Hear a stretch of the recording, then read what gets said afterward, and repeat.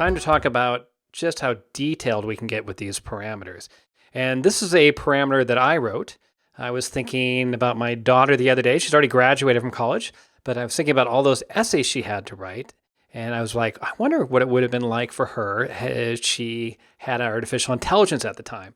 And her college essay actually included a reference to Sesame Street, so it was kind of interesting. So that's what made me think of Sesame Street.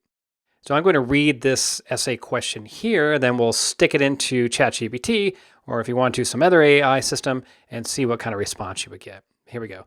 Write a college essay from the Common App admissions application. I didn't have to tell it what that question was. It just goes and figures it out. Make it 750 words long and loaded with descriptive adjectives. Include the work I did for an animal shelter where I created opportunities for individuals with intellectual disabilities to do meaningful work. Mention I was a leader at my school in academics and on the volleyball team. Include a meaningful hook at the beginning that relates to Sesame Street. Now, I had to have an understanding of how essays work in order to craft that question and to add those parameters. So that's the critical thinking aspect there. Let's see what happens when we give it to ChatGPT. It's going to take it and paste it all in there. All right, there we go. There's that college essay for the Common App. Let's see what it spits out. There we go. Right away, it's talking about Sesame Street right here. And the importance of inclusion and all that. So it's able to put Sesame Street together along with inclusion. Pretty powerful. And then we start about the animal shelter here. So the hook is there with Sesame Street. And then we're going to go on and on here in more detail.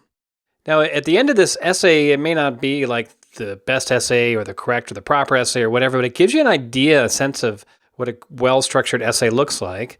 And then as a student, I could riff, so to speak, off of this. I'd see that structure and then I could modify it to something that fits me better.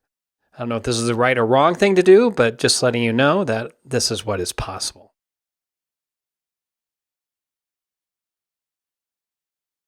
And there it is. Covers a ton of things, talks about the shelter, about intellectual disabilities and people working in the shelter, and gives a nice conclusion there at the end. So again, have to read through the whole thing, decide whether it's something that you wanted, whether it be an appropriate essay and how you'd want to use it. But the point here is to show the power of artificial intelligence to write an essay based on a fairly rigorous set of parameters here. ChatGPT and other AI are not limited to one-way communication. You can do two-way communication as well. You can even tell it to play games with you. In this instance, I wanted to write a story about my cat. This is a great way to do story starters for students, is what I was thinking when I put this together. And so here's what I asked it.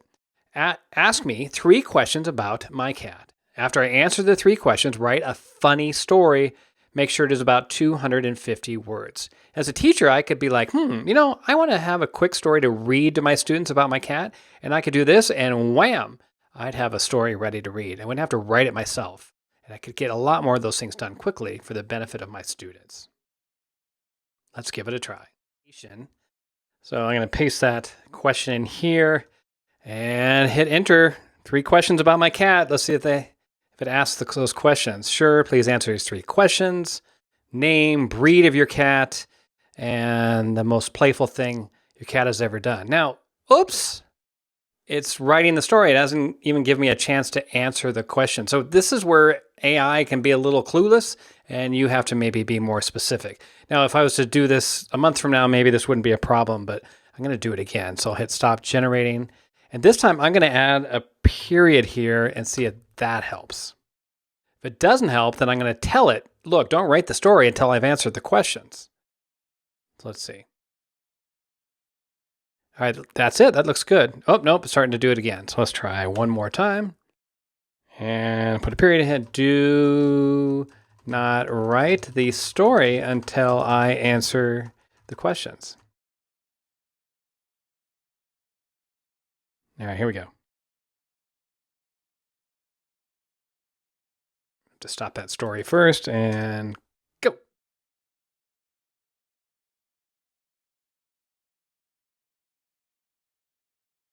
Okay, this time, because I told it, I said, look, don't start that story, which kind of to me is self-evident, but oh well, that's just artificial intelligence right now.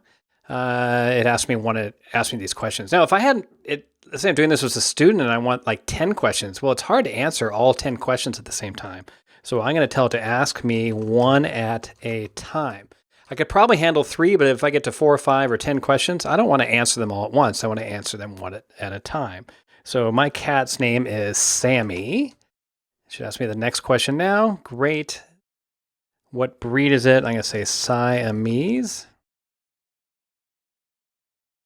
And then the third question, what's the most playful thing your cat has ever done? My cat loves to jump on the TV and watch us from there. That should do it. Now off to the story. Here we go. Remember, I asked it to be a funny story.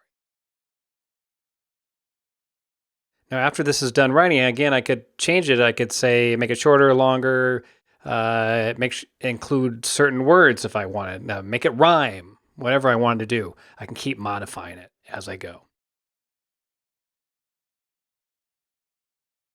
There we go, and a cute ending. Who couldn't help but laugh at the silly Siamese cat that had won their hearts? Nothing like a cat story. All right, thank you. That's a little bit about crafting prompts, asking good questions, and surrounding them with parameters. There's a lot more ideas in the resources section. Hopefully this is enough to get you started. Enjoy.